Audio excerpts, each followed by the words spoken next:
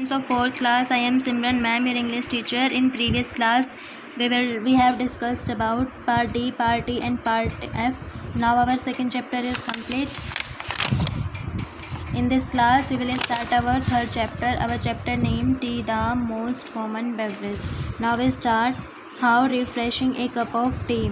Refreshing का मतलब होता है ताज़ा. एक कप चाय कितनी ताज़ा है. There is a hardly a country.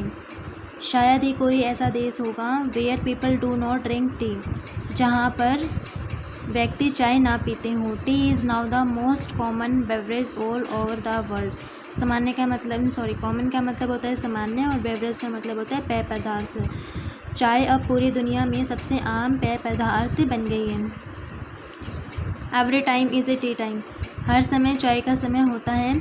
Was a slogan given by Lipton tea company. यह स्लोगन लिप्टन चाय की कंपनी के द्वारा दिया गया है.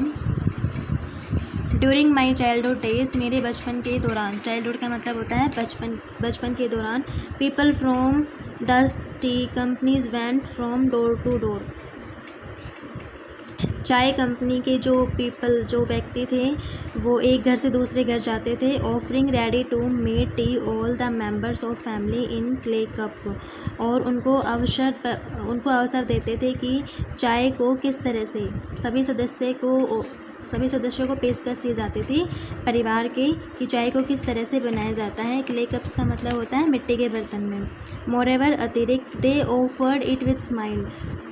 इसके अतिरिक्त वह एक स्माइल की पेशकश भी देते थे. द क्ले कप के साथ यानी मिट्टी के बर्तन के साथ. Their smile and love added a special taste to it. उनकी मुस्कान और प्रेम उसमें एक अलग सा स्वाद ऐड कर देते थे, जोड़ देते थे. With the passage of time. समय बीतने के साथ. पैसेज का मतलब होता है बीतना.